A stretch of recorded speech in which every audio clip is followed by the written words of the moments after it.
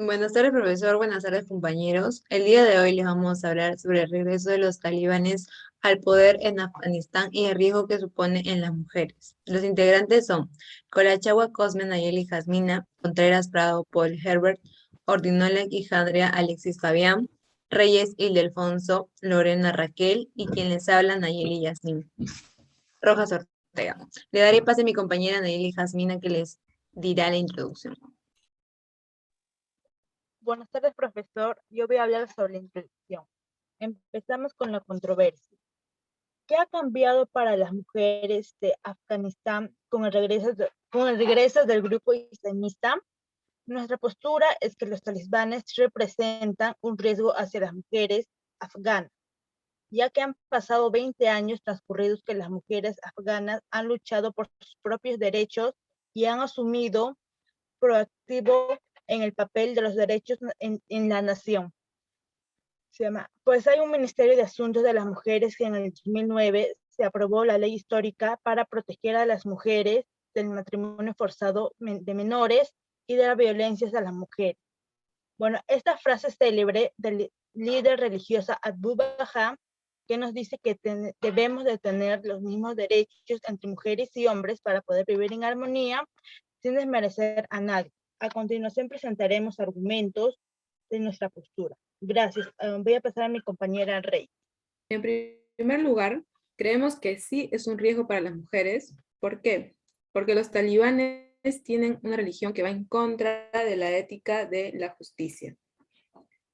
Para entender la ética de la justicia, primero tenemos que entender también la ética de la felicidad, que es la ética de Máximos.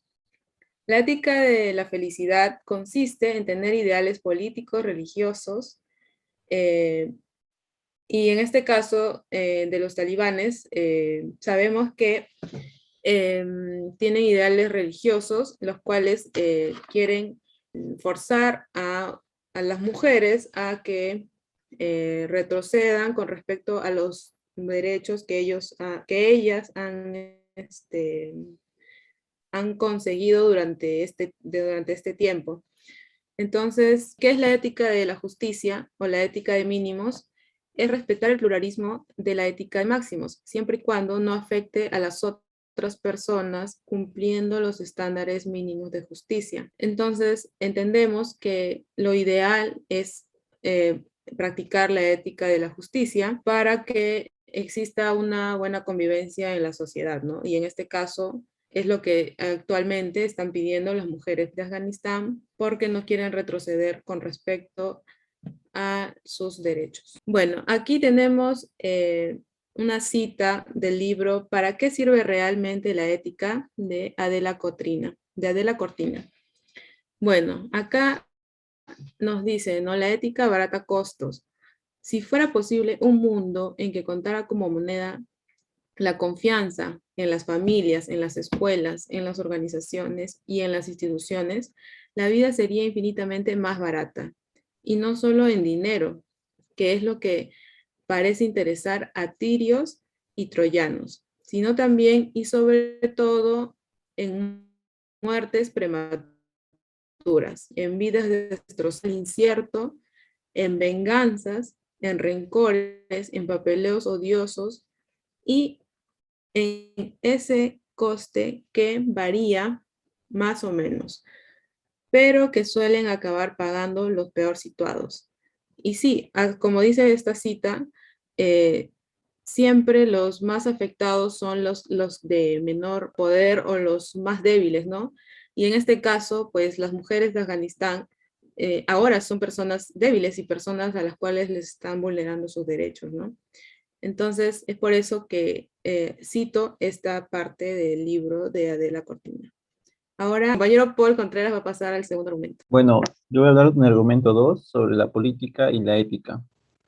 Voy a citar al autor Sabater en su libro de la ética. Como todo, el proyecto ético parte de la libertad, sin la cual no hay vida buena que valga. El sistema político deseable tendrá que respetar al máximo o limitar mínimamente, como prefieras, las facetas públicas de la libertad humana. La libertad de reunirse o de separarse de otros.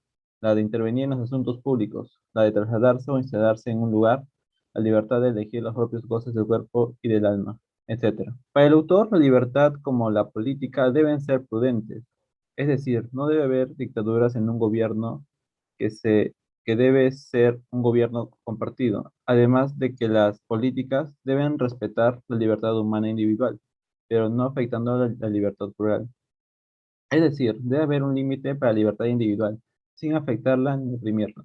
En relación a los talibanes, esta postura de armonía entre la ética y la política no se desarrolla en este gobierno, ya que oprime la libertad de las mujeres. No les deja estudiar, caminar solas, el vestir como ella quiere, entre otras cosas. Por lo tanto, su libertad como tal está en peligro. Ahora voy a citar los estadios morales de Colbert y cómo se relaciona con las mujeres afganas. Yo puedo identificar dos niveles en las mujeres afganas.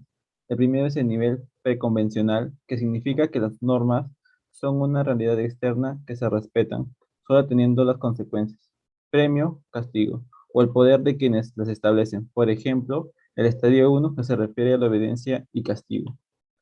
En este nivel, las mujeres afganas que vivieron en la época anterior, donde gobernaban los talibanes, ya saben el terror y el miedo que causa su presencia. Por ello, al tomar de nuevo el poder, estas personas se comportan de manera sumisa y con un gran miedo profundo de que su época de terror pueda volver a surgir. En nivel postconvencional, que significa la comprensión y aceptación de los principios morales generales que inspiran las normas, los principios racionalmente escogidos pesan más que las normas. Y este nivel se encuentran los estadios 4 y 5, que son los derechos prioritarios y contrato social y principios éticos universales, respectivamente. En ese nivel se presentan en la mayoría de las mujeres jóvenes afganas que no han vivido en la época del terror, sino que han gozado de una libertad común, como la que se vive actualmente, pero que en Afganistán duró hasta el momento de la toma del poder de los talibanes.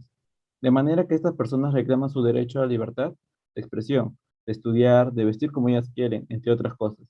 Es decir, son conscientes de sus derechos y los reclaman, aunque estos no son escuchados por los talibanes, sino más bien son castigados por ellos. Ahora pasaré a mi compañero Alex. En síntesis, y como hemos visto con los dos argumentos anteriores, reafirmamos nuestra postura de que sí representan los talibanes un peligro para las mujeres afganas. En el primer argumento se presentan varios puntos, los cuales son políticos, religiosos y seguir sus creencias. Los ciudadanos o personas tienen derecho a expresar sus ideales como mejor les parezca, siempre y cuando no dañen la honra de otra persona.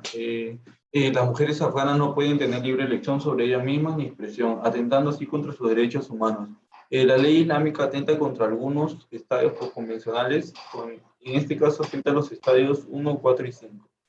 La ley islámica va en contra de la ética de la felicidad, y menores de edad son obligadas a estar en un ambiente no favorable, vulnerando la dignidad de la menor y afectando su salud física y mental.